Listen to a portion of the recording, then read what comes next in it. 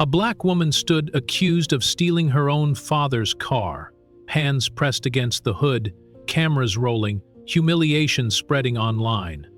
What the officer didn't know was that she wasn't just any woman. She was the judge whose single vote could decide his future. And in minutes, the world would find out. Before we continue this powerful story, let us know where you're watching from.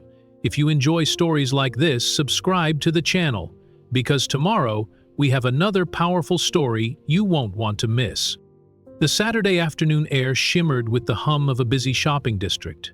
Families walked arm in arm between storefronts, children tugged at parents for ice cream, and the smell of roasted coffee and fresh pretzels drifted into the open plaza. It was the kind of day that looked ordinary on the surface, safe and predictable, a slice of suburban leisure. But in the far corner of the parking lot, where a deep blue 1967 Mustang gleamed like polished history, the illusion of peace shattered. "Step away from the vehicle now," a voice commanded, sharp and heavy with authority. Officer Derek Mitchell's hand hovered near his holster as his eyes locked onto the woman standing beside the car. Kesha Washington froze, her palm resting lightly on the driver's door handle. She wore simple jeans, a blazer that carried a trace of courtroom polish, and shoes worn from long days on her feet. Her hair framed her face with quiet elegance, but the moment Mitchell's words cut through the air, she was no longer a professional returning to her father's restored Mustang.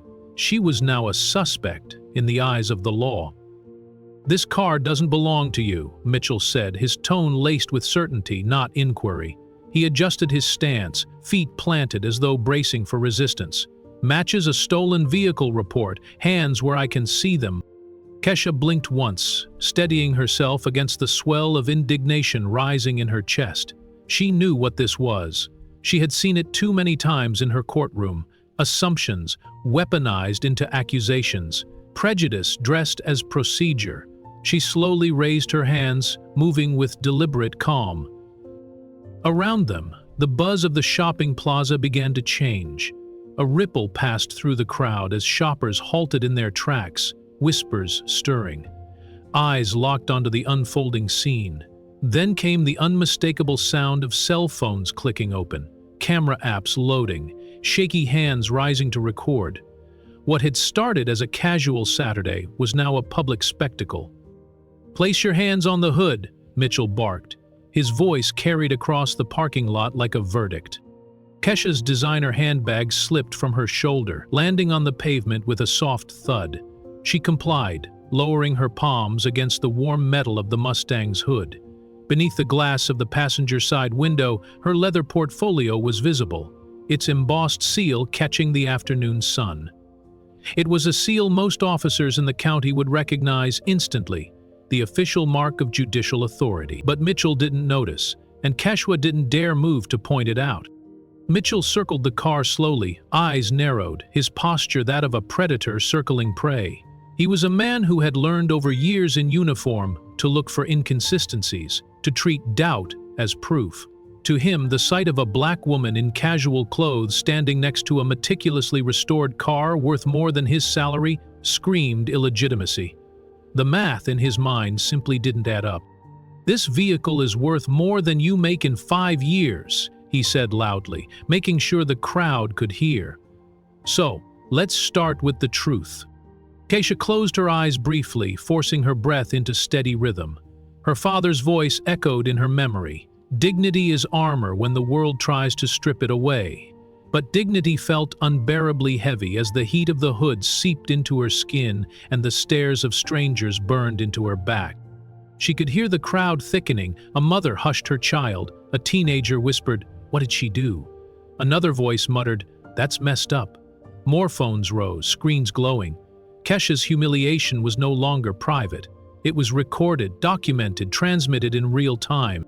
Mitchell leaned closer. "Registration, insurance, proof of purchase." His words fell like accusations, not requests.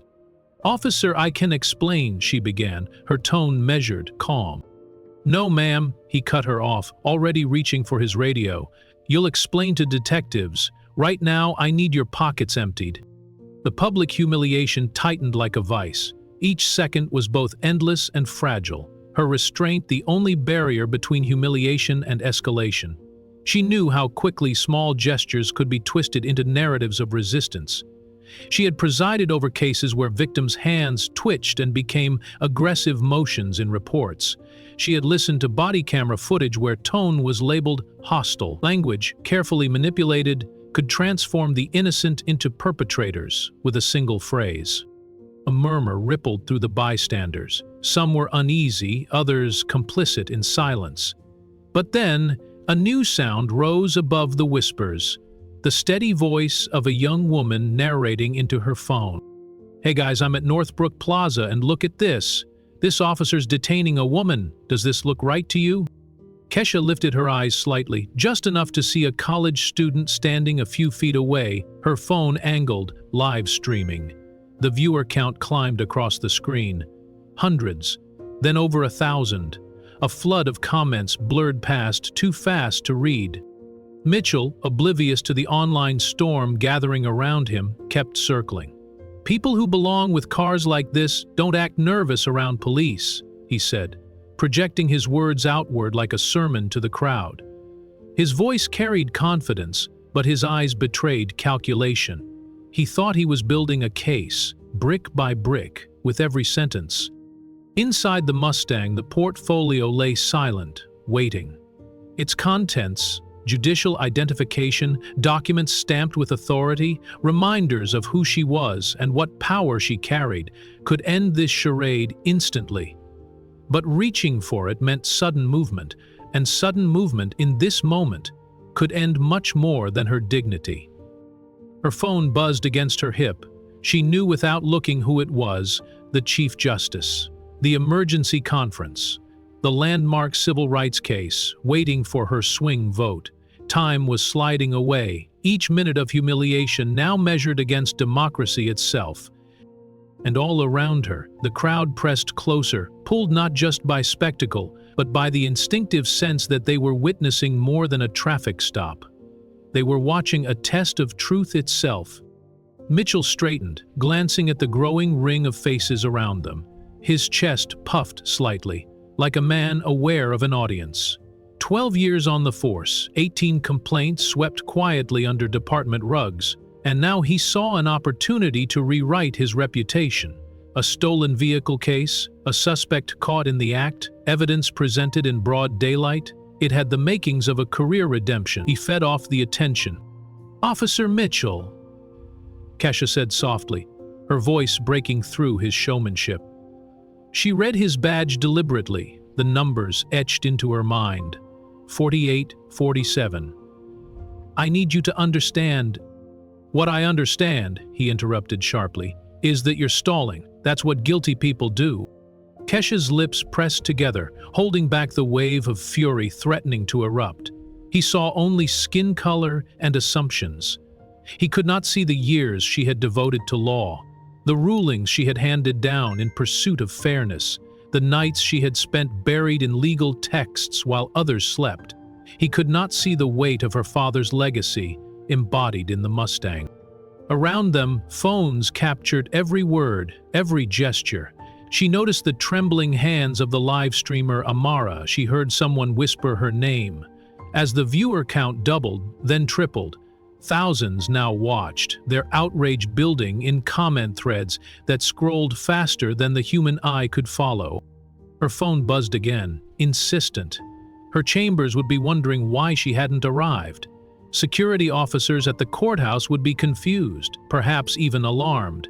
Every second chained her tighter between two worlds, one where she was treated as a criminal, and one where she was needed as a judge. And in that fragile balance, the sight of her leather briefcase in the passenger seat pulsed like a beacon, inches away, yet unreachable. The state seal pressed into its cover seemed almost to glow in the sunlight. It was proof of who she was, proof that this humiliation was built on nothing but prejudice. But she couldn't move toward it, not yet. Instead, she pressed her hands harder against the hood, grounding herself in its heat. The car had carried her father through decades of his own struggles, a symbol of pride restored piece by piece. Now it bore witness as history threatened to repeat itself in her own life. Mitchell's voice cut again, sharp and unrelenting. "This is your last chance to cooperate." The crowd leaned forward, caught between disbelief and outrage. Cameras rose higher, streaming the moment to a world beyond this parking lot. And in that suspended instant, Kesha Washington, daughter, citizen, stood silent, dignity intact but humiliation heavy, knowing that everything was about to change. Amara Johnson had come to the plaza that afternoon for nothing more dramatic than a new notebook for class and a latte. She was 19, sharp-eyed with a restless energy that seemed to hover just beneath her skin. When the crowd began gathering near the edge of the parking lot, curiosity tugged at her, pulling her toward the voices that grew louder, sharper, more commanding. She raised her phone without hesitation, instincts honed from years of watching how truth so often emerged not in polished headlines, but in raw, shaky footage posted online. "Hey guys, I'm at Northbrook Plaza," she whispered into her microphone as she edged closer, the camera angled toward the scene. "This officer's got a woman against her own car. I don't know what's happening, but something feels wrong." Her phone screen lit up with activity almost instantly. Viewers trickled in at first, familiar usernames from her circle of friends and classmates, but within minutes the number leapt past 100. The lens captured the tense standoff. Officer Mitchell pacing like a predator, his voice booming with false authority. And Kesha Washington, her hands pressed firmly against the hood of the gleaming 1967 Mustang, calm but humiliated under dozens of watchful eyes. The comments scrolled fast enough to blur. "What's happening? Why is he stopping her? This looks bad. She's not resisting." The algorithm favored confrontation, and this was confrontation distilled. Power against dignity, suspicion against truth. Amara felt her pulse quicken as her viewer count surged past 400. She kept her phone steady, fighting the tremor of adrenaline. Mitchell, oblivious to the digital audience growing with every second, leaned close to Kesha. "People who belong with cars like this don't act nervous around the police," he declared, deliberately projecting his words for the gathered crowd. His tone wasn't about investigation, it was performance, each line rehearsed in his mind as if for a courtroom he believed he controlled. The crowd absorbed his statement in uneasy silence. Some shifted uncomfortably, others pulled out their phones, emboldened by the sight of Amara filming openly. Strangers aligned into an accidental coalition, each documenting a moment they didn't yet fully understand but instinctively recognized as important. Inside the Mustang, the briefcase remained in plain sight, its embossed seal glinting under the sunlight. Amara's camera caught the reflection for a moment, but the meaning of that small detail was lost on the live stream's growing audience. For now, all they saw was a black woman being humiliated in public for existing beside something valuable. Kesha's phone buzzed against her hip again. She shut her eyes briefly, weighing the urgency pressing against her skin. She knew the Chief Justice would not be calling casually. Every vibration marked another moment slipping away from the emergency conference, another step toward a vote proceeding without her. 10 minutes, maybe less, until her absence would change the balance. And still, she could not move. By the time Amara's viewer count passed 1,000, the live stream had taken on a life of its own. Comments flashed in furious succession, the collective voice of strangers uniting in outrage. "That's profiling. Why is he talking down to her like that? He looks like she belongs in that car more than he does. This is why we don't trust cops."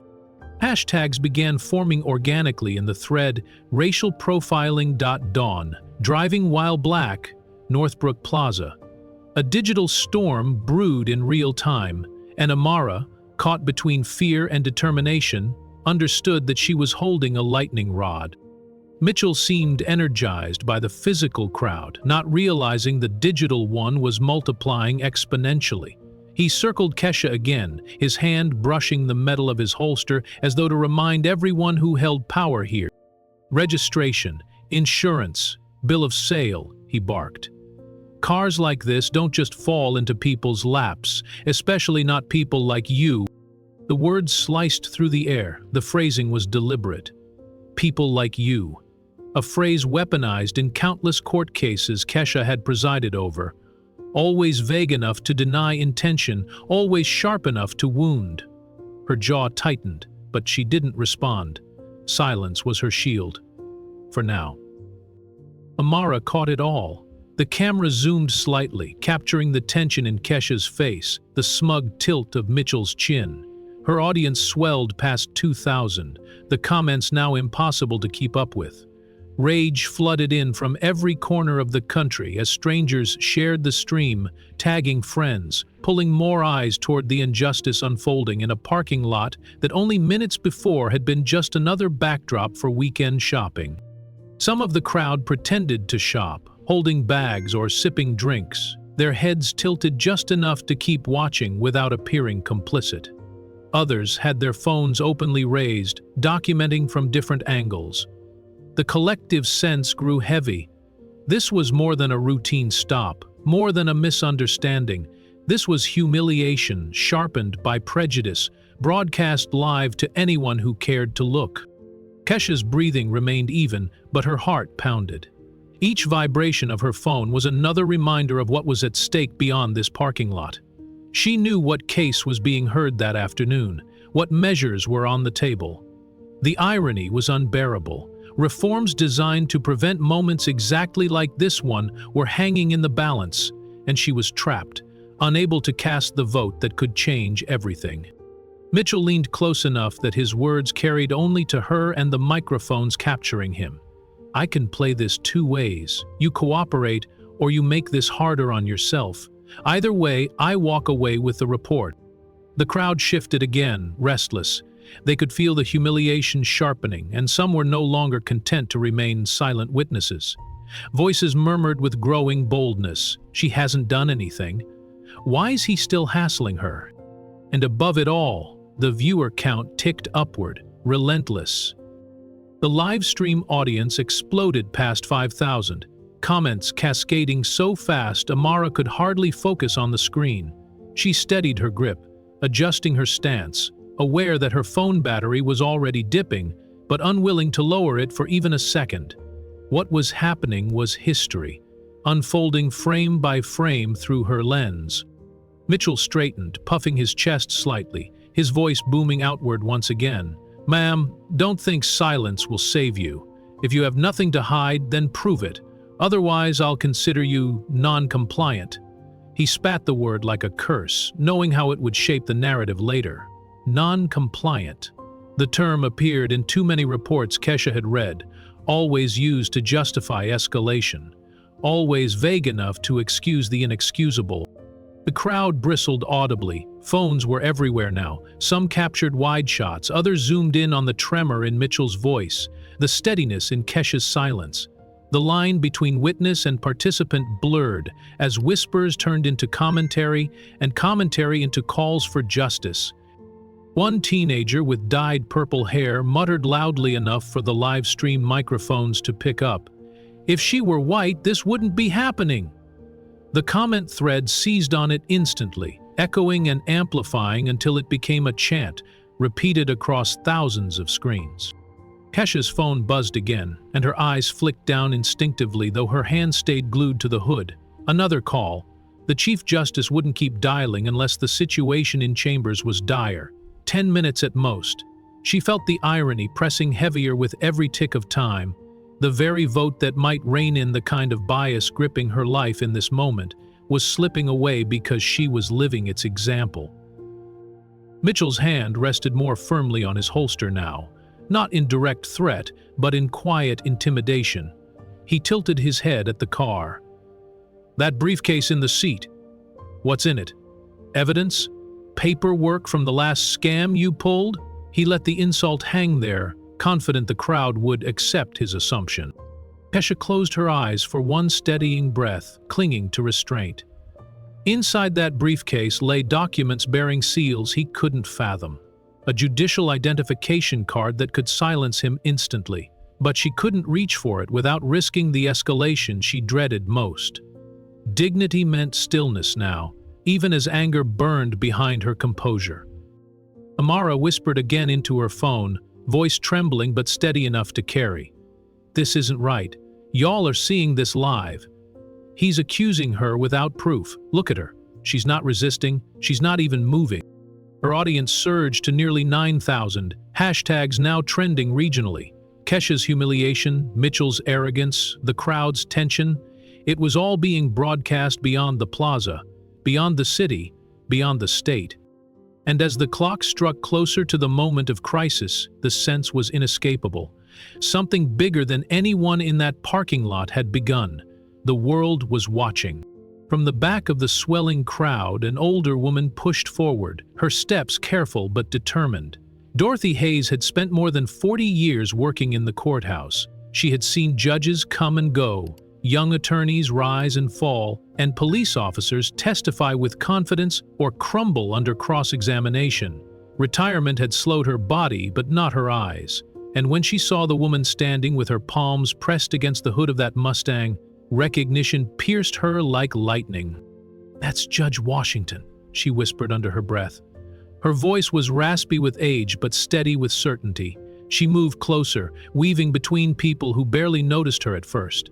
Her handbag thumped gently against her side as she pressed forward, her mind whirling back to the countless days she had seen Kesha stride through courthouse hallways, dignified and unshaken, commanding respect without raising her voice.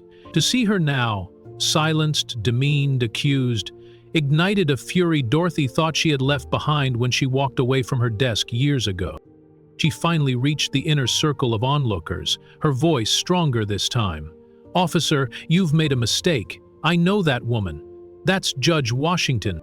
Mitchell barely glanced in her direction. His jaw tightened at the interruption, but his focus never wavered from Kesha. "Step back, ma'am," he ordered, his tone sharp, dismissive. "This is police business." Dorothy bristled. She had heard those words used as a weapon too many times. Police business. As if justice belonged only to the uniform and not to truth. "I worked at the courthouse for 40 years, she said, louder now so that others in the crowd could hear. "I know her. She's a judge." Kesha closed her eyes, her heart pounding. The words cut both ways, liberation and danger. She wanted desperately for someone to recognize her, to validate her authority. But she also knew that denial from an officer could turn recognition into escalation. If she confirmed Dorothy's words herself, Mitchell might twist it as defiance. If she stayed silent, the humiliation would deepen, but the moment might stretch long enough for the truth to break through on its own. Mitchell's voice cracked like a whip. "Final warning, ma'am. Step back, or I'll have you removed for interfering with a police investigation." Dorothy stared at him, disbelief etched in the lines of her weathered face. The crowd rustled uneasily, whispers starting to ripple. "Judge Washington? Did she say judge?" People looked back and forth between the elderly woman and Kesha, their suspicions colliding with uncertainty. But Mitchell's authority still hung heavy, and no one else dared speak the truth aloud. Kesha's hands pressed harder against the Mustang's hood, the warmth of the metal grounding her against the storm building around her. She had trained her whole life to navigate confrontation, but never like this. And the cruelest part was knowing that the woman trying to defend her carried 4 decades of credibility. Yet her voice was discarded in an instant. The murmurs spread wider now, fragments of words carried by the breeze through the crowd. Did she say judge? Wait, Washington? Like the courthouse? Is that really her? Faces turned, suspicion giving way to dawning realization. But fear of speaking up kept most voices hushed. It was one thing to record injustice, another to challenge it directly while the badge still gleamed in authority's shadow. Dorothy tried again, louder this time, her frustration growing. "Officer, you're humiliating a sitting judge. I've seen her in court every week for years." Her tone trembled, but not with fear, with the weight of generations who had been silenced in moments just like this. She knew her words mattered. She also knew they would be ignored. Mitchell spun toward her now, his eyes flashing with irritation. "Ma'am, step back, now," he barked. "You're interfering, and that is grounds for arrest." His hand flicked toward his cuffs as if to punctuate the threat. The crowd gasped audibly at the gesture, shocked that an elderly woman offering recognition might be treated as a criminal. Dorothy stood frozen, her back straight despite the years that curved her spine. She looked from Mitchell to Kesha, and in that moment her eyes met Kesha's. It was brief, almost imperceptible, but in that shared glance passed a lifetime of understanding. They were separated by age but bound by struggle. Dorothy had fought to be seen in her day, to have her voice matter in rooms where prejudice dripped like poison. Now Kesha stood in the same fight, hands against a hood, her authority invisible until someone dared acknowledge it. Kesha wanted to nod, to give Dorothy permission to keep pressing, but she couldn't. Every move was a calculation.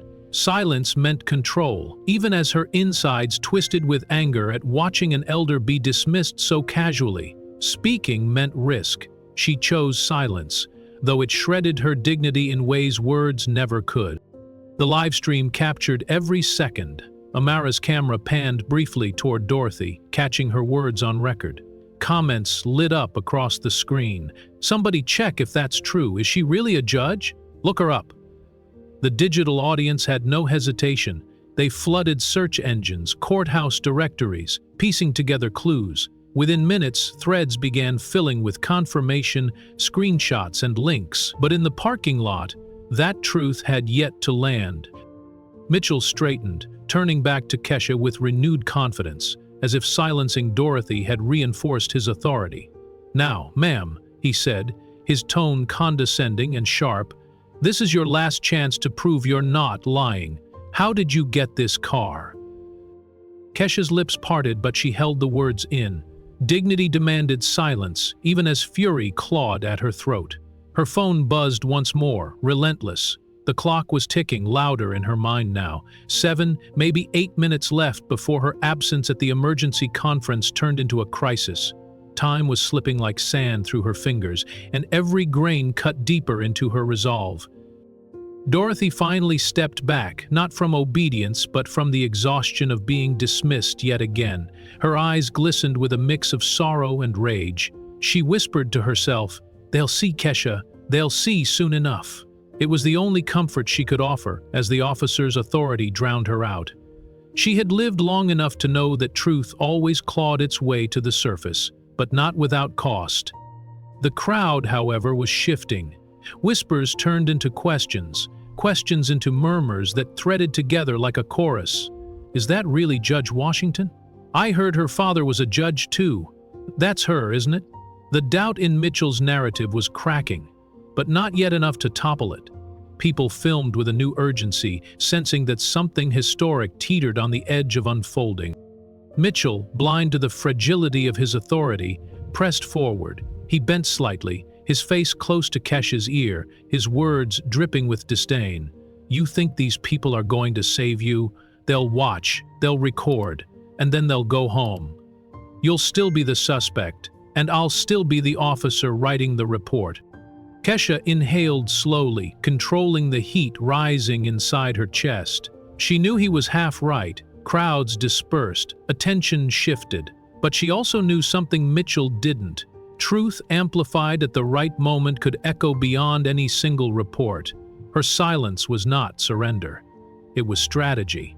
Her father's teachings echoed in her mind. Sometimes the law fails us, but we never fail the law. Her phone buzzed yet again, insistent, merciless. 6 minutes left. She imagined the Chief Justice pacing, glancing at the clock, wondering why the decisive vote had not arrived. The irony was unbearable. She was trapped in a living example of the very injustice they were preparing to rule on. Dorothy's voice came one last time, weaker but still clear enough to carry. "That's Judge Washington," she repeated, her words softer now, almost like a prayer. The crowd stirred once more, but Mitchell raised his hand and barked, "Enough." His tone left no room for defiance. Dorothy lowered her head, retreating into the throng, her body weary but her spirit unbroken. Kesha stood with her hands on the hood, every nerve burning, humiliation settling over her like a shroud. Yet beneath the humiliation lived a seed of power. The murmurs had begun, and she knew, once planted, murmurs grew into storms. The crowd sensed it. The live stream captured it. And though Mitchell still believed he controlled the narrative, cracks had already formed in his illusion. For now, though, the humiliation endured. The hands of an accomplished judge pressed against steel, the voice of an elder dismissed, and the clock ticked mercilessly toward crisis. Kesha's phone buzzed again against her hip, the vibration steady, insistent, relentless. She didn't need to check the screen to know who it was. The Chief Justice had already called more times than she could count in the past 15 minutes, and every unanswered ring was another mark of absence in chambers. The emergency conference had begun. The debates were underway, and her silence was not just personal, it was political. Her vote mattered, perhaps more than anyone else's in that room, and she was here, immobilized, hands against the hood of her father's car, accused of theft in front of strangers with cameras. The buzzing cut through her composure like a blade. She wanted to reach for it, to explain in one breath what was happening, to demand that the conference pause until she arrived. But she couldn't. A single movement, her hand shifting toward her phone, would give Mitchell the excuse he wanted: resistance, non-compliance. He was waiting for it, baiting her toward the misstep that would write his report. She couldn't give him that, not now. Her father's face filled her memory, his strong hand gripping the wheel of this same Mustang decades earlier. She remembered the way his robe swayed as he walked through courthouse doors, how he used to say that law was not just a shield, but a mirror. What you carried inside yourself reflected how you wielded authority. Robert Washington had presided with dignity even when the system faltered, even when prejudice stalked his courtroom. Now his daughter stood at the edge of that same mirror, tested by the weight of humiliation and the demand for restraint. Mitchell's voice sliced through her thoughts. "Unit 47 requesting immediate backup," he said into his radio, his tone theatrical, rehearsed. "Suspect is non-compliant. Crowd is becoming hostile." The words snapped into the air like a verdict already written. Non-compliant, hostile, language chosen not to describe but to define. His false confidence dripped with the certainty that narrative shaped truth, that if he spoke it often enough into the radio, it would become the official version. The crowd rustled, muttering at the distortion. People looked at each other, bewildered. They knew what they were seeing. Compliance, stillness, patience carved into flesh. Yet they heard what he reported. Resistance, hostility, threat. The dissonance was a chasm, and Mitchell filled it with authority. Amara's phone caught every syllable. Her live stream audience, now surging past 10,000, comments flooded in, outraged at the language manipulation. "She's literally standing still. How is that non-compliant? Hostile? The crowd is just watching." But in the lot itself, Kesha felt the loneliness of truth denied. Surrounded by hundreds, she was still alone, every ally who could defend her name trapped miles away in a conference room, waiting for her vote. The buzzing phone felt heavier with each vibration, as if time itself were pressing down against her. She imagined the Chief Justice pacing, looking at the clock, glancing at the empty seat where she should have been. Other judges murmuring, whispering about delays, already preparing to cast their votes without her. She pictured their faces, some sympathetic, others skeptical, a few quietly satisfied at her absence. The irony twisted deep. The vote they debated was about accountability, about preventing officers from abusing power during stops, and here she stood, the embodiment of why it was needed, detained by the very prejudice the law sought to correct. Her father's words returned, echoing like scripture. Justice delayed is justice denied, but dignity lost is harder to recover. He had told her that after a particularly brutal trial where truth bent under the weight of politics, reminding her that justice required patience, but dignity demanded vigilance. She had built her career on those words. Yet today, Dignity meant silence, and silence was cutting into justice like a blade.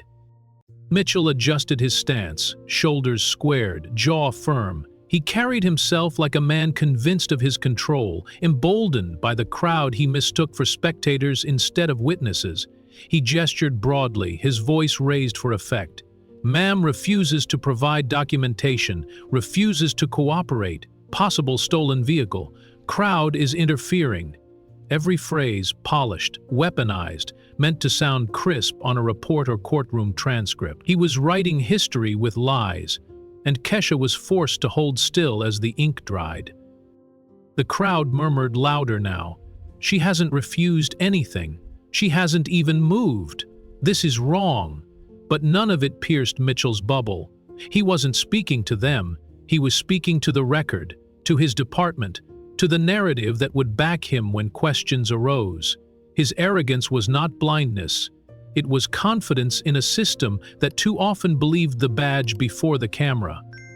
Kesha's chest tightened with a different kind of isolation. She thought of her colleagues waiting in chambers, judges she had debated with, disagreed with, laughed with. She thought of the Chief Justice, her mentor, who had guided her through her first years on the bench. They were all expecting her to walk through the door, to cast the deciding vote on whether the state would strengthen accountability measures for law enforcement. They were debating her future, her principles, her father's legacy, all while she stood handcuffed, in humiliation, without the cuffs. The Mustang's hood radiated heat into her palms, anchoring her to the moment. She felt the weight of history pressing against her skin, the car, her father's memory, the courtroom legacy she carried, the silence of generations who had stood in her place without cameras or live streams to capture it. She was not the first, but she was determined not to be the last. The whispers in the crowd swelled into a tide, rippling outward like waves against steel. "She's not resisting. He keeps lying into the radio. Isn't that Judge Washington?"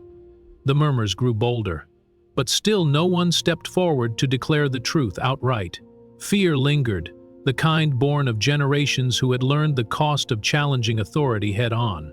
They would film, they would whisper, but stepping between badge and victim still carried risks too heavy for most to bear. Kesha heard every word, every whisper, each fragment of recognition circling closer to the truth. Yet she also heard Mitchell's voice, sharp and certain, painting her as the villain of his narrative. His words didn't match reality, but they shaped perception. Non-compliant, hostile, suspect. The labels clung to her skin like chains, binding her in humiliation she could not shape. Her phone buzzed again, louder in her mind than the crowd's murmurs, louder than Mitchell's false reports. She thought of the case waiting at the courthouse, the measure that hung in balance. Her vote could secure reforms requiring cameras on every traffic stop, reforms that demanded transparency in reporting, reforms that might have changed this very moment. And yet, here she was, prevented from casting that vote because she was living its necessity in real time. The irony was unbearable. The very protection she needed was the one she had been called to deliver. The law she had fought for was the shield she could not yet hold. Her father's legacy pressed against her heart, a reminder of why she had stepped into the robe in the first place. He had driven this Mustang to the courthouse for decades, carrying the dignity of service through streets where respect was earned inch by inch. Now she stood beside it, his memory a witness to her own trial of dignity. Mitchell's radio crackled back, dispatch acknowledging his call for backup. More units were on their way. The sound of sirens in the distance confirmed it, faint at first but growing louder. He straightened at the confirmation, puffing his chest, certain his authority would soon be reinforced. He looked at Kesha with smug satisfaction, as if the approaching patrol cars were a cavalry to crown his victory. But Kesha knew differently. Every second stretched longer, the cameras multiplying, the live stream swelling, the whispers rising into questions. She was no longer just a woman humiliated in a parking lot. She was a judge waiting for her identity to collide with his arrogance. The world was watching, and though she felt utterly alone, she also knew she was never more surrounded by witnesses. Her phone buzzed again, and this time she felt it like a gavel striking wood. The time was nearly gone. The wail of sirens cut through the thick summer air, scattering the murmurs of the crowd into tense silence. Blue lights flared across storefront windows as two patrol cars turned into the lot, tires crunching over asphalt. The crowd instinctively parted, creating a narrow path as the vehicles slowed to a stop near the Mustang. Sergeant Thomas Reynolds stepped out first, the weight of 23 years on the force visible in the cautious way he scanned the scene. His jaw was set, his eyes narrowing as they moved from the crowd to the officer at the center. Derek Mitchell stood stiff and puffed with authority, hand resting on the cuffs at his belt, his chest swelling with the presence of reinforcement. From the second car came Officer Janed Torres, younger, sharper, her expression taut with unease as she immediately took in the sight of Kesha Washington pressed against the hood of the Mustang. Her instincts told her what her training had tried to bury. Something here was wrong. She said nothing at first, instead lifting her body camera into position, making sure every detail would be recorded from her perspective. "Mitchell," Reynolds called, his voice measured. "What do we have?" "Possible stolen vehicle," Mitchell replied without hesitation. "Suspect refuses to provide documentation, acting evasive, crowds becoming hostile. I've requested backup for vehicle recovery and officer safety." His words rolled out smoothly, polished for the record. Reynolds looked at Kesha more closely now. She stood motionless, palms flat against the car, blazer slightly rumpled, but dignity intact in her stillness. Nothing in her posture spoke of aggression or hostility. If anything, she radiated composure that made Mitchell's narrative wobble in Reynolds' mind. But protocol demanded support, at least outwardly. "Ma'am," Reynolds said carefully, "we need you to step away from the vehicle while we sort this out." His tone carried less aggression than Mitchell's, but his words still pinned her as a suspect. Kesha's phone buzzed again, vibrating against her hip like a drumbeat of urgency. Her voice was steady when she finally spoke. "Officers, my rights are being violated. This stop has no basis. That briefcase inside the car contains confidential legal documents. You cannot search it without a warrant." Torres's eyes flicked toward the passenger seat where the leather portfolio glinted faintly in the sunlight. Something about the way Kesha's words rang, calm, precise, measured, stirred recognition. But Mitchell stepped forward, jaw tight, tone sharp. "If you have nothing to hide, ma'am, then you shouldn't object to a simple search." His words dripped with condescension, delivered as if to the crowd as much as to her. He reached for his cuffs, his hand steady with pride, the culmination of his belief that this moment was his to control. The air thickened as the crowd surged closer, phones lifted high to catch every angle. Amara's livestream had now climbed past 20,000 viewers, the comment section a blur of outrage and disbelief. The voices of strangers echoed through the digital ether, demanding accountability in real time. "She's not resisting," someone shouted from the front of the crowd. "She hasn't even moved," another voice rose louder. "This is harassment." Mitchell ignored them, locking eyes with Kesha as he pulled the cuffs from his belt. His face was a mask of pride and defiance, the image of a man unwilling to step back, even as the ground beneath him shifted. "Ma'am," he said in a voice designed to echo for the cameras, "you are under arrest for failure to comply and obstruction of justice." Gasps erupted through the crowd. The word arrest sliced through the air like a blade. People shouted, protested, some moving instinctively closer before Torres raised her hands to hold them back. "Stay calm," Torres urged the crowd, her voice more plea than command. She recorded everything, her body camera blinking red. Each frame captured not only the confrontation, but the reaction of the public, the way injustice bred resistance in the air itself. Kesha inhaled slowly, her voice calm but unyielding. "Officer Mitchell, you are violating my Fourth Amendment rights. You have no probable cause. You cannot arrest me for remaining silent." Her words were sharp, deliberate, chosen like weapons forged in decades of legal battle. Mitchell sneered, his pride wounded by her composure. "Refusing to cooperate is obstruction," he shot back. He reached forward, cuffs ready to close around her wrists. The crowd erupted again, louder this time. Dozens of voices overlapped, each capturing fragments of outrage. "She's not resisting. This is wrong. You can't do this." The tension rippled outward, the energy of protest swelling under the weight of his arrogance. Then, with terrifying, a van roared into the lot, its side marked with the logo of Channel 7 News. The crowd shifted to make way as a reporter and cameraman spilled out, their equipment already raised. Jennifer Martinez adjusted her microphone, her voice steady even as her eyes widened at the scene unfolding. "This is Jennifer Martinez, Channel 7 News, reporting live from Northbrook Plaza, where what began as a routine stop has escalated into a possible case of racial profiling." Her words cut into the air, amplifying the moment beyond TikTok, beyond whispers. The sight of the news crew only fueled Mitchell's determination. He tightened his grip on the cuffs, ready to deliver the image he had decided would secure his authority. He would not back down, not in front of cameras, not in front of colleagues, not in front of a crowd hungry for his failure. Kesha felt the cold shadow of the cuffs draw near, her wrists tingling with the knowledge of what was coming. She steadied herself, the memory of her father's voice grounding her. "Sometimes the law fails us, baby girl, but we never fail the law." Her father had survived his own share of humiliations, but he had walked back into courtrooms with his head high. Now it was her turn to carry that torch. She lifted her head, her voice strong enough to reach not just Mitchell but every microphone and camera. "This is an unlawful arrest. I am not resisting. I am standing here, silent, because I know the law better than you." Mitchell flinched at the words, but pride pressed him forward.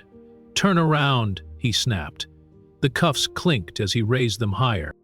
The crowd roared louder. "She hasn't done anything. Stop this." A teenage boy pressed forward with his phone raised, live streaming from a new angle. The chorus of outrage grew so powerful it seemed to reverberate against the walls of the plaza itself. Sergeant Reynolds finally stepped closer, his brow furrowed. He had been cautious, hesitant to undermine another officer, but the scene was spiraling beyond control. "Tom," he said quietly, using Mitchell's first name, "maybe we should slow this down." His voice was low, measured, but the doubt in his tone was audible. Mitchell shot him a glare, sharp and defensive. "She's been evasive since the start. She fits the report, the crowd's just making noise." But Reynolds hesitated, his eyes scanning Kesha again. Something in her demeanor gnawed at him, something familiar he couldn't yet place. His gut told him this wasn't what Mitchell believed it was. The camera zoomed in closer, catching every twitch of expression, every bead of sweat glistening on Mitchell's brow. The narrative he had tried to control was slipping from his grip. Kesha's composure, the crowd's outrage, the arrival of the press, all of it combined into a storm of accountability he hadn't anticipated. Mitchell thrust the cuffs forward anyway, his voice cracking under the strain of defiance. "Ma'am, you are under arrest." The words echoed across the lot, carried by microphones and streamed across thousands of screens. Phones trembled in hands, recording the moment a black woman was told she was being arrested for standing by her father's car. Kesha closed her eyes, bracing herself, her dignity intact even as humiliation pressed against her skin. She knew the story wasn't finished. The truth had not yet broken free, but it was coming. She could feel it in the murmurs of the crowd, in the steadiness of her breath, in the heat of the Mustang against her palms. The cuffs hung in the air, inches from her wrists, when the next chapter of this storm began to unfold. The cuffs hung frozen in Mitchell's grip, the air so tense that even the hum of passing traffic felt distant. Then, through the static of his shoulder radio, a sharp voice broke the moment. "Attention all units, be advised. Judge Kesha Washington has not reported for the scheduled judicial accountability vote. Last seen driving a vintage red Mustang, plate number Delta Sierra 4822. Female, black, mid-40s, approximately 5'6". Repeat, Judge Washington is missing. Use caution, confirm welfare if located. The words sliced through the parking lot like lightning. For a beat, silence reigned, stunned and absolute. The crowd, the officers, even Mitchell's breathing seemed to pause. Then a wave of murmurs rippled outward, spreading disbelief and realization. Sergeant Reynolds froze in place, the memory of countless courtroom mornings rushing back. He remembered her voice, ruling from the bench, her questions cutting clean through evasive testimony. He remembered rising when she entered. All rise, Judge Washington presiding. Recognition hit him like a physical blow. The woman pressed against the hood of the car was no ordinary citizen. She was the very judge he had stood before, sworn oaths to, addressed with respect. His mouth opened, then closed again. He stared at Mitchell, whose face twitched but did not release its grip on authority. Mitchell's jaw tightened, a bead of sweat slipping down his temple as the radio message echoed again, confirming details impossible to ignore. The crowd stirred louder now, voices overlapping. "Judge Washington? Did they say Judge? That's her Mustang." Phones shook in trembling hands, live feeds exploding with all-caps comments. Some viewers screamed through the chat, typing faster than fingers could keep up. Kesha did not move at first. She stood perfectly still, palms still pressed against the sun-warmed metal of her father's car. Her composure deepened into something harder, steadier, an authority rooted in years of defending the law against those who bent it. Finally, she turned her head slightly toward Reynolds, her voice calm, low, steady. "Sergeant, I believe you know who I am." Reynolds swallowed, his throat dry. His eyes fell to her profile, the recognition now undeniable. The courtroom, the rulings, the dignity. This was Judge Washington. He took half a step back, as if distance might absolve his complicity in letting things go this far. Mitchell's face contorted, caught between disbelief and fury. No, this is a stunt. She refused ID. His words stumbled as the weight of the dispatch echoed against the plaza walls, leaving no escape. Kesha's voice rose again, louder now, so every ear, officer, reporter, crowd could hear. "You've humiliated me in public for standing by my own car. You've dismissed witnesses who tried to speak for me. And now, despite every warning, the truth is here." Slowly, with deliberate precision, Kesha moved her right hand from the hood. Every eye tracked the motion, every camera recording, every spectator holding breath. She reached for the passenger door, opening it with the calmness of someone reclaiming power long denied. Inside the Mustang, her father's leather briefcase gleamed in the sunlight. She pulled it toward her, the brass clasps clicking open with a sound that carried like a gavel strike. The crowd pressed closer, balancing on the edge of revelation. Her hand slipped into the inner pocket, withdrawing a black leather portfolio marked with the seal of the federal judiciary. The sunlight caught the embossed emblem, making it gleam.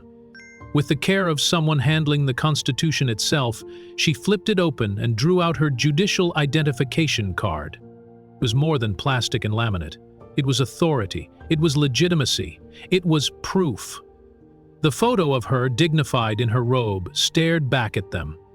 The words printed beneath her name left no room for interpretation. United States District Judge Kesha L. Washington.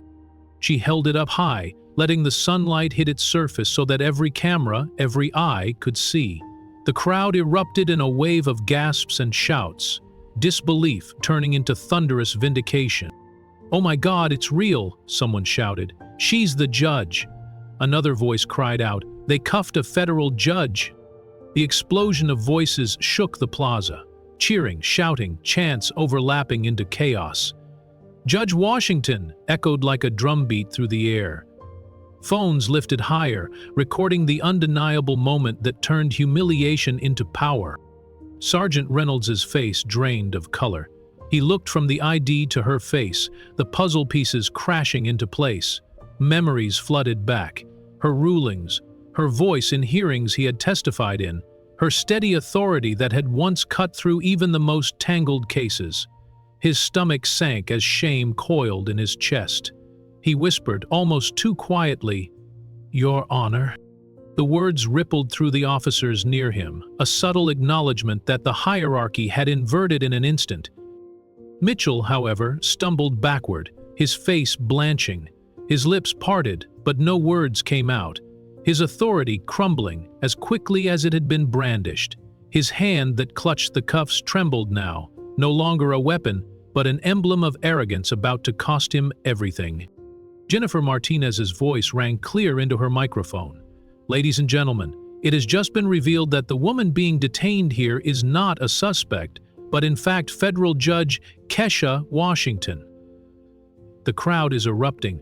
The officers are stunned, and this story has taken a historic turn before our eyes. Kesha lowered the ID just slightly, her eyes never leaving Mitchell's face. Calm, unwavering, her silence spoke louder than any reprimand. The scene tilted into chaos as the crowd's energy surged. Cheers mixed with curses, some people laughing in disbelief, others shouting for Mitchell's arrest. The balance of power had flipped in seconds, and the spectacle of it vibrated in every camera, every broadcast feed. "Judge Washington!" Voices rang out again and again. Some chanted her name, others jeered at Mitchell, pointing fingers and capturing his horror from every angle. Mitchell's chest rose and fell rapidly, his confidence shattered. He opened his mouth, but nothing coherent came out, only fragments of excuses drowned by the noise of vindication around him. His eyes darted to Reynolds, to Torres, to the cameras, searching for an escape from the trap he had built for himself. Torres stepped forward, her voice clear, trembling with the weight of the moment. "Judge Washington, I recognize you now. I've seen you on the bench. She glanced at Mitchell, then steadied herself. "I should have known sooner." Reynolds swallowed hard, his voice carrying a somber gravity. "Your Honor, I testified in your courtroom many times. I failed to recognize you. This—" His voice broke, and he stopped, shame painting his words in ash. The crowd sensed victory. Some laughed. Some shouted for accountability. Others simply stared in awe at the spectacle of a woman who had endured humiliation only to reveal a power that dwarfed those who tried to strip it from her. Kesha's calm presence anchored the storm. She held the ID steady, then returned it to her portfolio with careful deliberation, as though reminding everyone that her power did not come from the crowd's validation, but from the truth of who she was and always had been. Finally she spoke, her voice carrying above the noise. "What you attempted to destroy today was not just my dignity. It was the dignity of the law itself. And yet, the law remains." Her words silenced much of the chaos, pulling every ear toward her. The cameras drank in every syllable, every flicker of her expression.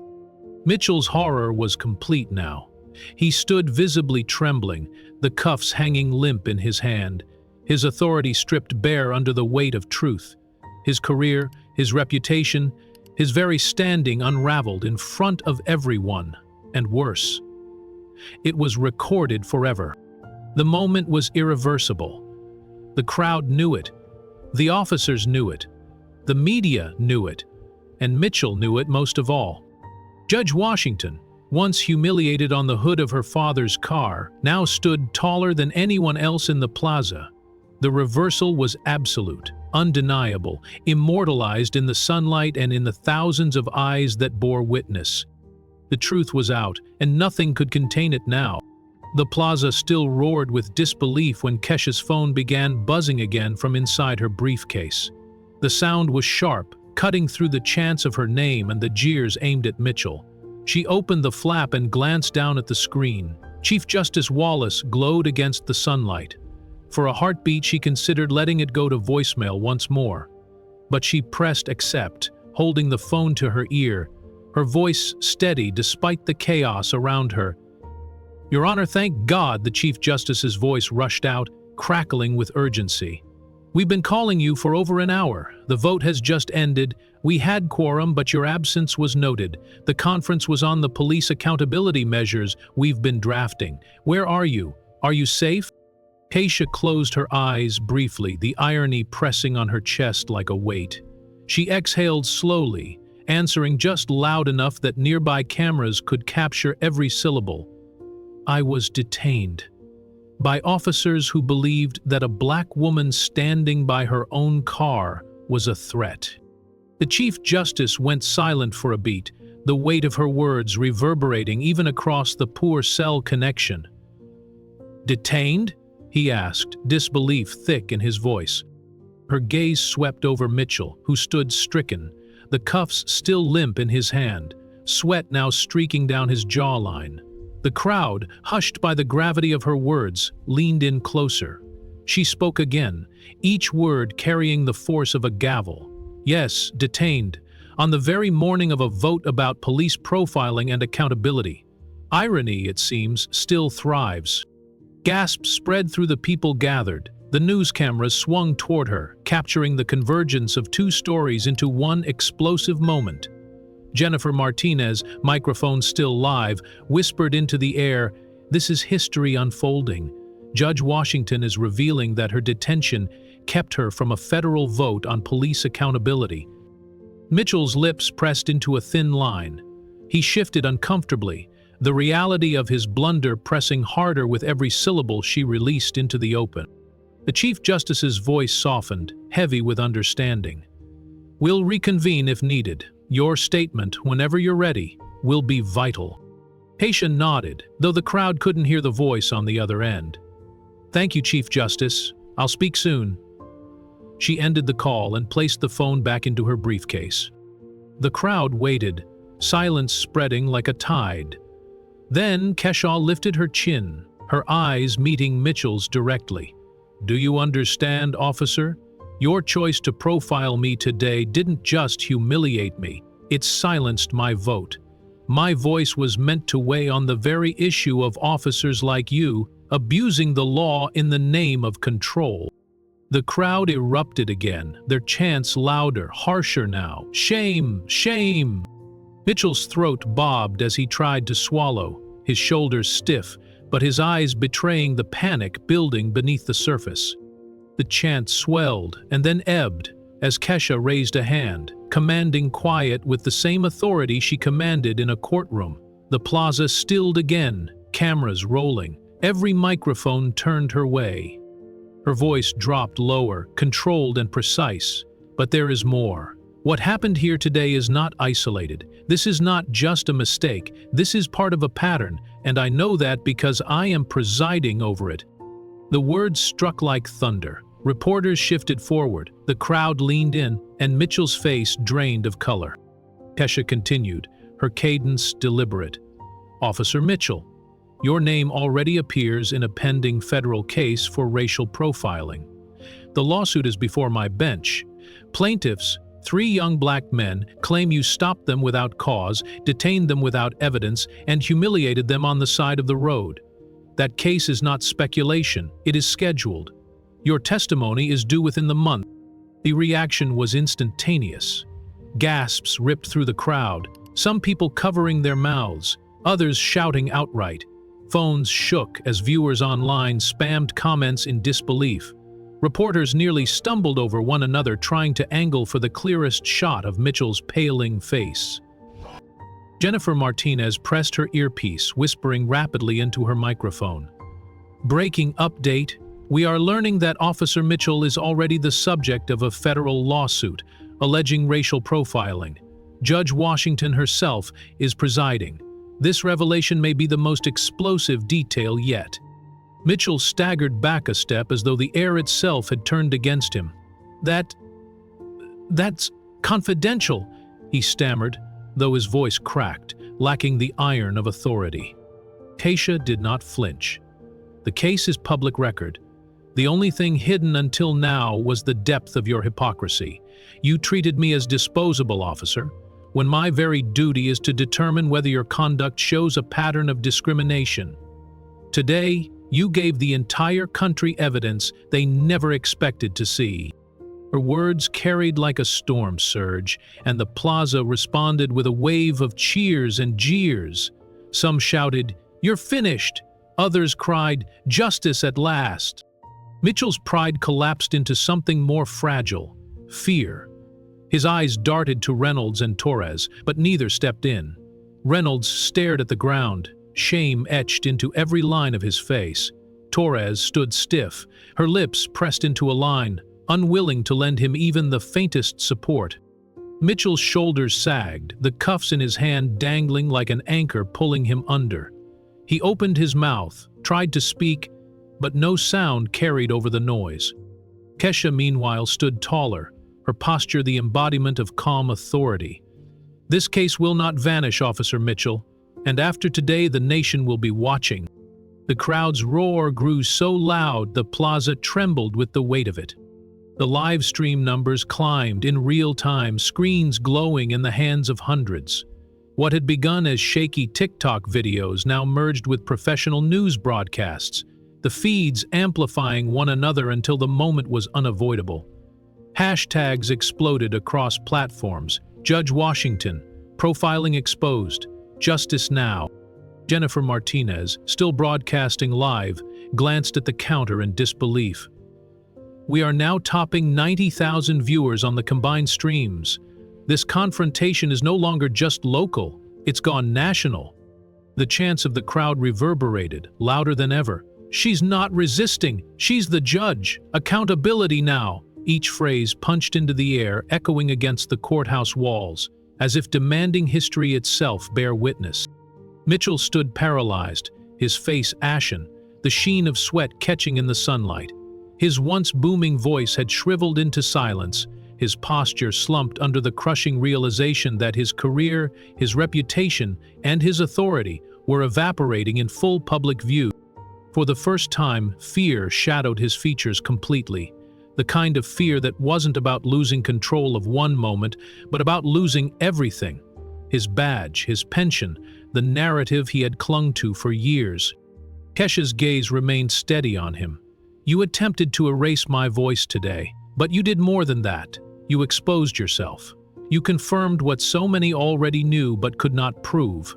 That authority without accountability is tyranny, and tyranny has no place under the Constitution." The crowd roared again, surging forward but still held back by the invisible line of officers, who no longer had the will to intervene. Mitchell shook his head slowly, as if denial could rewind the past hour. But no denial could erase the cameras, the witnesses, the federal judge standing in front of him with irrefutable proof of his abuse. Kesha turned slightly toward the cameras, her voice ringing out clear and strong. "To every citizen watching, remember this moment. Not because I am a judge, but because today could have been anyone.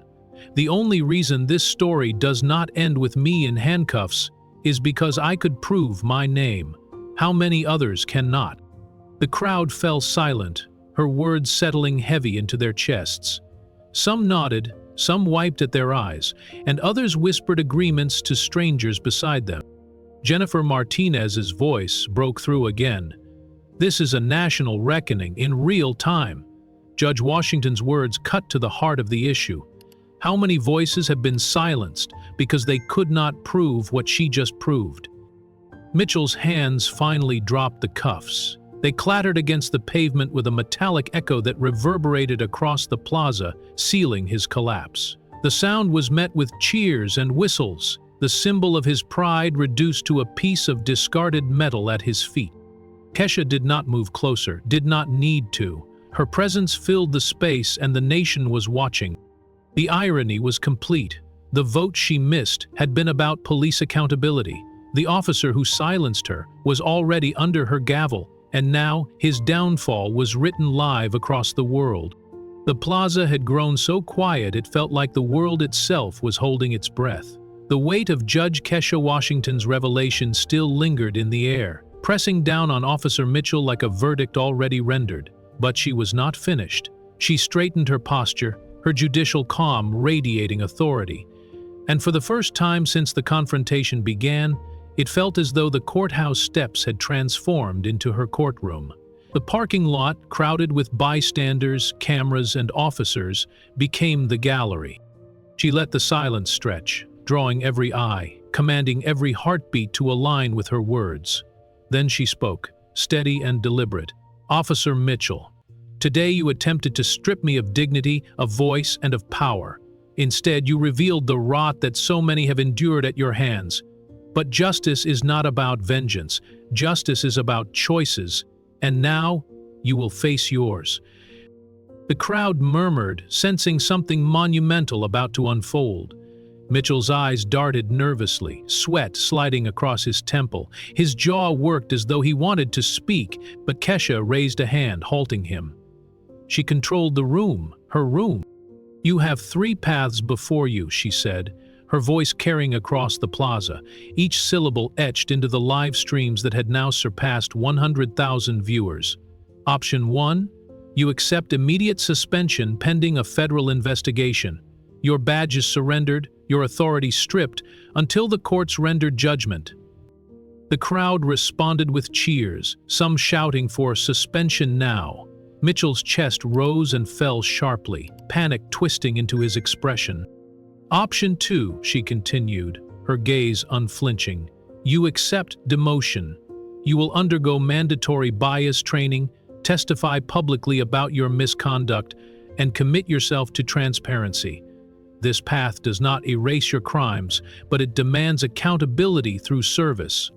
The plaza grew louder, divided voices echoing, some calling for harsher punishment, others murmuring about second chances. Mitchell swallowed hard, visibly rattled. Option 3, Kesha said, her voice like iron wrapped in velvet. You retire, effective immediately. No badge, no pension, no platform. You vanish from this department with the disgrace you have earned. Gasps rippled through the onlookers. Mitchell's lips parted, but no words came. His face was drained of its former bravado, his hands clenching and unclenching at his sides. Kesha let the silence hang again, her eyes never leaving his. Then she leaned forward slightly, her voice dropping lower, heavier. You have 60 seconds to decide. Your time begins now. The crowd erupted in a storm of noise, shouts, chants, countdowns starting in pockets and spreading across the plaza. The cameras zoomed tighter on Mitchell's stricken face. He shifted from one foot to the other, like a man suddenly too small for his uniform. His breath came ragged, his eyes darting to Reynolds and Torres, but they offered him no lifeline. The seconds ticked by, each one heavier than the last. The countdown had begun in earnest. Strangers, unified by outrage, shouted in unison, 55, 54. The plaza vibrated with the sound, their voices blending with the hum of the live stream that now buzzed through phones across the country. Mitchell's chest heaved as he looked around desperately, searching for an escape that didn't exist. Kesha stood perfectly still, like the eye of a storm, her gaze fixed on him. Her calmness only magnified his unraveling. For the first time, Mitchell felt what so many of his victims must have felt. Cornered, powerless, the world's eyes on him with no control left to grasp. 48, 47. The chant surged louder. Reporters leaned in with their microphones, capturing every tremor of his jaw, every twitch of his clenched hands. Reynolds shifted uncomfortably behind him, guilt etched into his features. Torres crossed her arms, her face set in stone. Neither moved to save him. Mitchell finally found his voice, ragged and defensive. This isn't procedure. This isn't... His words were swallowed by the crowd, their chants drowning him out. 43, 42. Kesha raised a hand, silencing the chaos instantly, her authority cutting sharper than any gavel strike. Her eyes bored into him. Do not speak of procedure, officer. You forfeited that when you chose humiliation over humanity. This is not about saving your pride. This is about whether you can face accountability. The silence that followed was suffocating. Mitchell's mouth closed, his face pale, sweat dripping freely now. The countdown resumed, louder, steadier, a force he could not resist. 35-34. His hands trembled, and the cuffs he had once held so confidently slipped from his grasp, again clattering on the pavement. The crowd roared, the metallic clang like a bell tolling for the death of his authority. Mitchell bent to pick them up, but his fingers fumbled. The image was humiliating. An officer reduced to scrambling on the ground as the people he once lorded over watched. Cameras flashed, livestream comments flew, hashtags surged. 29-28. Mitchell's breathing quickened, panic etched deeper into his features. He whispered hoarsely, almost to himself, "Suspension. I'll take suspension." Kesha tilted her head slightly, eyes narrowing. "Say it louder. This is not a private deal whispered into the dark. This is a declaration. Which path do you choose?" He hesitated, eyes darting again, desperate for some invisible escape. The crowd leaned in, the chants pausing in anticipation. His lips trembled, his pride warring with his fear. Finally he raised his head, voice breaking but audible. "Demotion, training, testimony." Gasps spread across the plaza. People looked at one another in disbelief. He had chosen the second path, the one that forced him not to vanish, not to hide, but to stand exposed before the world he had wronged. The reaction was instant and electric. Cheers erupted from one corner of the crowd, while others booed, furious he had been spared the harsher punishments. But above the clamor was a deeper understanding settling into the air. Mitchell had chosen not the path of escape, but the path of exposure. Jennifer Martinez's voice crackled over the live broadcast, excitement and disbelief mingling. "Breaking now. Officer Mitchell has just declared publicly that he will accept demotion, mandatory bias training, and testify about his misconduct. This is unprecedented. The moment has reached over 110,000 live viewers and counting." Mitchell stood frozen, his words hanging heavy in the air. His chest rose and fell sharply, each breath labored as though the confession itself had drained him. His face was a canvas of humiliation and reluctant surrender. Kesha did not gloat. Her voice remained steady, resolute. "So be it, you will testify. You will speak the truth you've hidden for years, and you will face not only this community but the entire nation as evidence of what unchecked authority becomes." Mitchell's head dropped, his eyes fixed on the pavement, unable to meet hers. For a moment he seemed smaller than the uniform he wore, a man stripped of the illusions he had carried for so long. The crowd swelled again, chants morphing into a single rhythm. "Testify! Testify!" The word carried across the plaza, echoing against the courthouse walls, embedding itself into the live stream feeds that poured across social media. Kesha turned slightly, addressing the cameras directly. "This is not a victory for me alone. This is a victory for truth. Let this moment remind us that justice is not just handed down in courtrooms. Sometimes it is demanded in the streets, under the eyes of the people who will no longer be silenced." The crowd roared in agreement, their voices thundering together. Mitchell flinched at the sound, but Kesha's presence held the space steady. Jennifer Martinez's commentary underscored the gravity of the moment. "What we are witnessing is a reversal unlike any I've seen in my career. A federal judge, wrongfully profiled, has just transformed her public humiliation into a live reckoning, forcing the very officer who detained her to commit to accountability before the nation." Mitchell's hands twitched at his sides.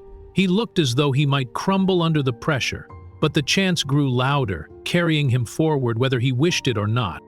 Kesha gave one final nod, closing the moment as though dismissing court. "Your path is chosen, and the record is clear. Let the people bear witness." The plaza erupted, news cameras flashing, live stream counters soaring past 120,000 viewers. Hashtags burned across screens. The ultimatum: testify now. The story had not ended. It had only shifted into a new phase. And Mitchell, for the first time in his career, was no longer the one holding the power. The chants of "testify" still echoed across the plaza, but Judge Kesha Washington knew that moments of outrage must be tethered to real change, or they would scatter like sparks in the wind. She stood tall on the courthouse steps, her posture unyielding but her eyes softened by determination. Slowly, she opened her leather portfolio, the same one Mitchell had sneered at earlier, and pulled out a blank memorandum sheet embossed with the seal of the judiciary. The crowd quieted as she laid it against the stone railing, pen poised. "If this is to be more than a spectacle," she said, her voice carrying into the cameras and the sea of faces, "then let us write the first draft of accountability here and now." The murmurs grew into silence again. Every microphone tilted forward, every phone screen lit brighter. She bent slightly, the pen scratching deliberate strokes across the page. Each word was an incision into the system that had allowed this humiliation to fester for so long. Her first order was clear. All officers within the department would wear functioning body cameras at all times, with footage made accessible to independent review boards. She wrote the words slowly, pressing into the paper so firmly that the strokes etched visibly even from where the front row stood. Second, she drafted mandatory bias training, not the cursory sessions officers treated as boxes to check, but quarterly, rigorous programs led by independent educators and community leaders, training that confronted history, implicit bias, and accountability. Third, she laid out the formation of civilian oversight boards with subpoena power. No more closed-door reviews, no more officers investigating themselves and finding nothing wrong. Citizens would have the right to demand answers. Lastly, she wrote into the memorandum an immediate audit of the department's stop and search patterns, designed to uncover racial profiling in numbers that could not be dismissed. The page filled with directives, each one heavy with urgency. As she wrote, Commissioner Hayes, who had been watching silently at the edge of the crowd, stepped forward. His silver hair caught the afternoon sun, his lined face drawn with the weight of decades in uniform. He looked down at the memorandum, then back at her, and for the first time, he addressed her not as a subordinate officer but as the federal judge she was. "Judge Washington," Hayes said, voice grave yet steady, "if those are the reforms you demand, then I will sign them with you now." The crowd gasped, then erupted into cheers, the moment shifting from confrontation to resolution. Hayes reached for a pen one of his aides handed him. He signed beneath her script, his name binding the department to the words written in ink. For Mitchell, still standing near the curb, it was another nail in the coffin of his unchecked power. For the city, it was a signal that justice had already begun moving right there in the open air. And for Kesha, it was proof that her humiliation had been turned into a blueprint for change. The energy of the plaza shifted again, moving from rage to cautious hope. Reporters shouted questions, their microphones angled toward Commissioner Hayes, who stood with his hands folded behind his back, his face firm. "Effective immediately," he said, his voice booming with the authority of office. "The directives outlined here will serve as policy. Every officer under my command is expected to comply without exception. Body cameras, quarterly training, community oversight, this is not up for debate. It begins today." Applause thundered. Some officers in the crowd exchanged uneasy glances, but others nodded subtly, a recognition that change was overdue. Detective Torres, who had earlier intervened to stop Mitchell from escalating, stepped forward. Her presence carried a quiet but powerful authority of its own. "I support these reforms," she said, loud enough for the cameras to catch. "As officers, we swore to serve the people. We cannot do that if we are blind to our own failures. These measures are not punishment. They are the path to rebuilding trust." The crowd roared again, chants now shifting, "Reform! Reform!" Her words carried weight, because they came not from a politician or an outsider, but from within the department itself. Mitchell glanced at her, bitterness flashing in his eyes, but she did not look back. While the department bent toward accountability, the private sector was not spared the moment. The mall's general counsel, a polished corporate attorney named Daniel White, stepped into the spotlight, his expensive suit unable to shield him from the heat of scrutiny. He cleared his throat, his voice shaky but determined. The corporation recognizes its role in what transpired today. We failed to ensure that our contracted security and property managers were aligned with principles of equity and justice. That failure ends now. The crowd quieted, waiting to hear more. Effective immediately, White continued, all properties managed by our company will undergo anti-bias measures. Our security contractors will be retrained under independent oversight, and policies will be revised to ensure that no individual is ever humiliated on our grounds again. Furthermore, we will cooperate fully in reviewing liability in today's incident. Judge Washington, we will not contest responsibility. It was a rare concession, the kind corporations usually buried in press releases months later. To hear it spoken aloud on the steps of a courthouse, in the face of a humiliated but unbroken judge, carried power. The crowd responded with cautious applause, some clapping, some jeering, but all aware they were witnessing history being drafted in real time. Kesha looked down at her memorandum, now signed not only by Hayes but by the cameras of thousands of witnesses. She exhaled slowly. She had not come here today to spark reform, but reform had bloomed nonetheless. And yet, amid the cheers and declarations, her thoughts drifted inward. As the plaza pulsed with energy, Kesha's gaze softened. She lifted her hand to her chest, touching the place where her father's words had always lived inside her. He had been a teacher, not a lawyer, but he had understood justice more deeply than most judges she had ever met. Justice, he used to tell her when she was a child, is not vengeance. It's not about breaking the one who hurt you. It's about building something stronger so the hurt doesn't repeat. His voice echoed in her memory now, weaving itself through the chants and camera flashes. She thought of how easily she could have demanded Mitchell's immediate ruin, and how tempting it might have been to savor his collapse. But her father's wisdom reminded her that real justice is not a single man's downfall. It is a system transformed. She closed her portfolio, the memorandum safe within, and lifted her eyes to the crowd. "What we began today must continue tomorrow," she said, her voice carrying the weight of both a ruling and a prayer. Justice is not a performance, it is a practice. These reforms are not the end, but the beginning. Applause surged, carrying her words upward into the sky. Cameras zoomed in as she reached into her bag and pulled out something folded and carefully kept. A black judicial robe. She shook it free, the fabric billowing slightly in the breeze, and then she draped it over her shoulders. The crowd gasped, the visual more powerful than any sentence she could utter.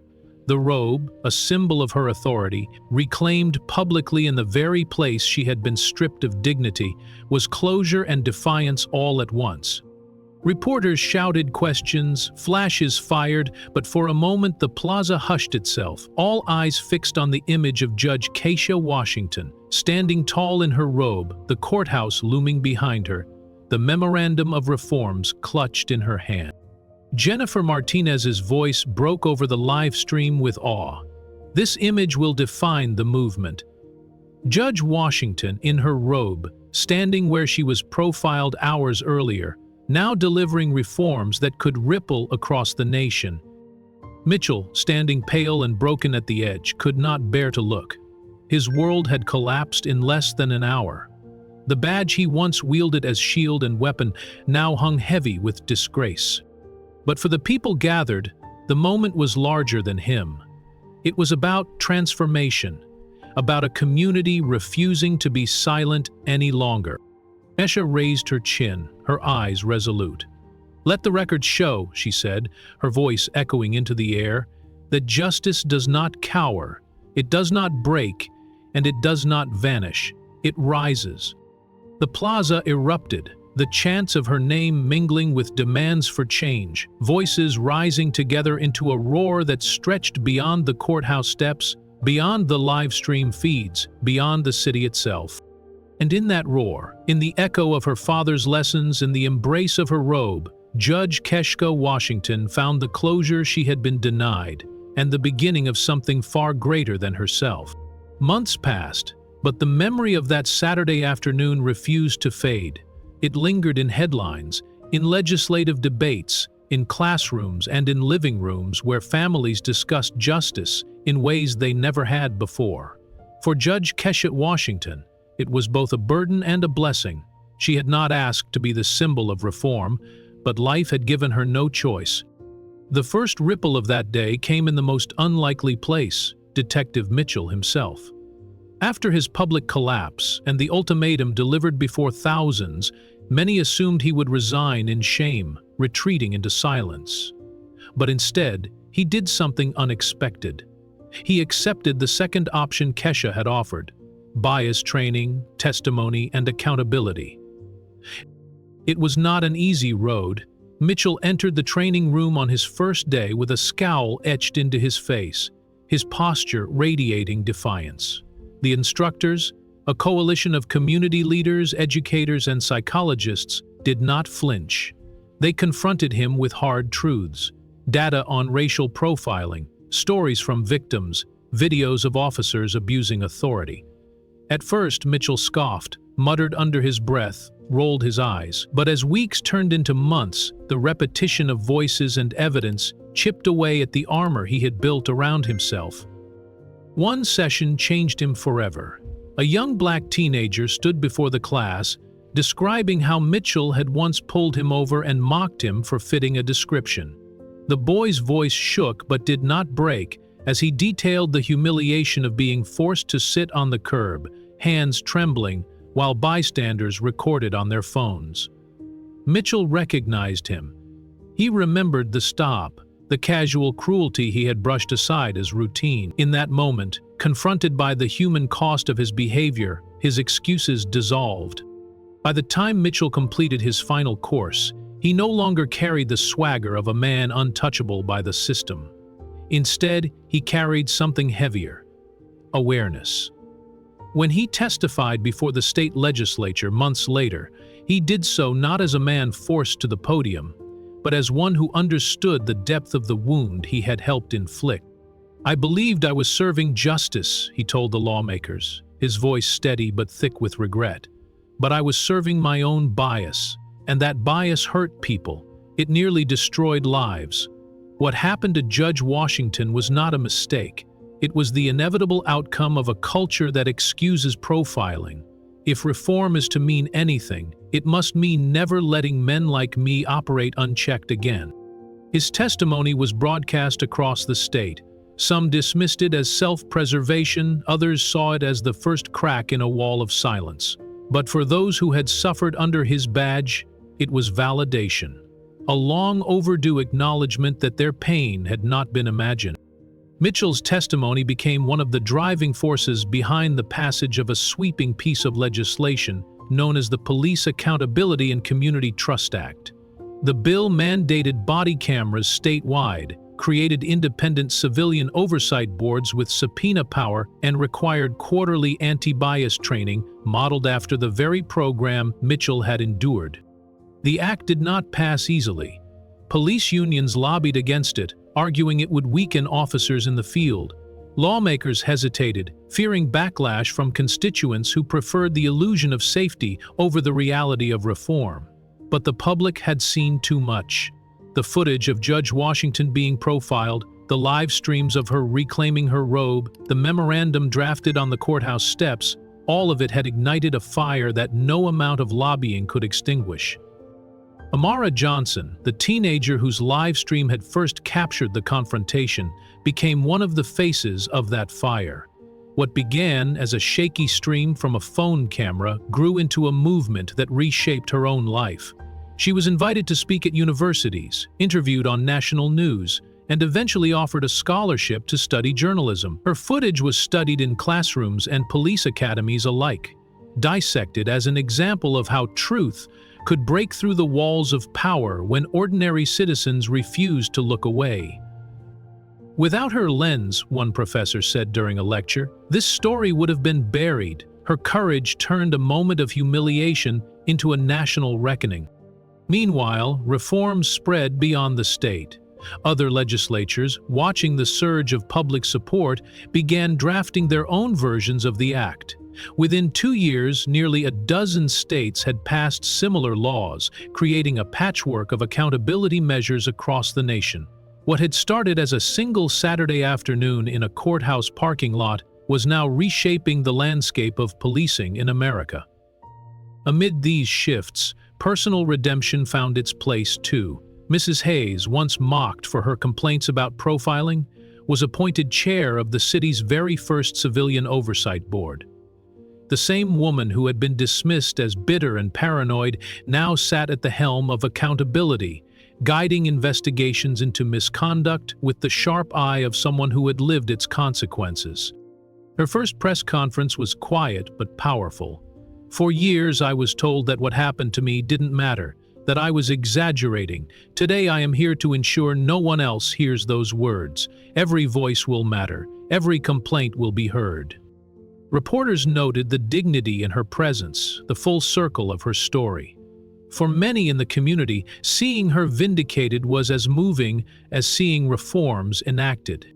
Through it all, Judge Kesha Washington continued her work. She presided over her courtroom with a deeper gravity, every ruling shaped not only by legal precedent, but by lived experience. Lawyers and defendants alike noticed the difference. She was stern, yes, but also unshakably fair. Her authority was no longer rooted merely in the robe or the gavel, but in the resilience that had carried her through public humiliation into public transformation. In honor of her father, she established the Samuel Washington Foundation, dedicated to funding education programs on justice and civic responsibility for young people. The foundation sponsored scholarships, created workshops in underserved schools, and developed curricula on constitutional rights. Its mission echoed her father's teachings, that justice was not about vengeance, but about building a world where dignity could not be denied. On weekends, she often visited classrooms herself, stepping down from the bench to sit with students, telling them about the day she was profiled in a parking lot and how she chose to turn pain into policy. The students listened, wide-eyed, many recognizing their own fears in her story. For them, she was not just a judge, but proof that even in the face of systemic power, one voice could make a difference.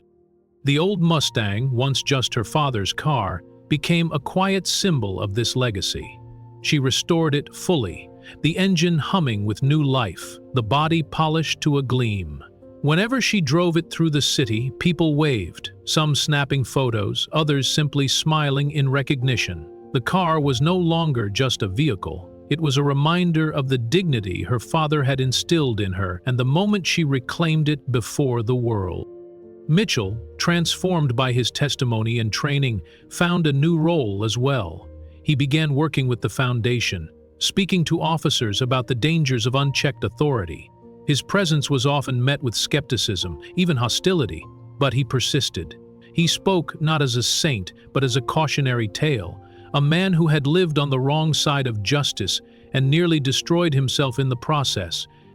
The final chapter of that Saturday afternoon's legacy came years later, when the Police Accountability and Community Trust Act was cited as the model for a federal reform package.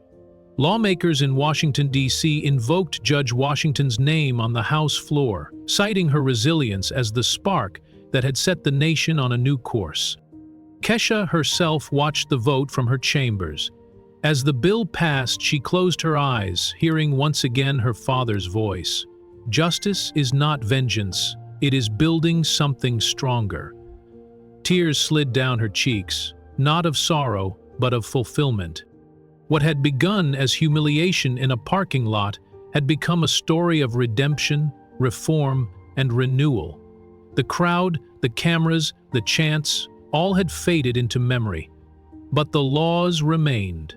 The oversight boards remained. The students she taught, the lives she touched, they all remained. And so, the legacy of a Saturday afternoon lived on, not in the pain of its beginning, but in the strength of its aftermath.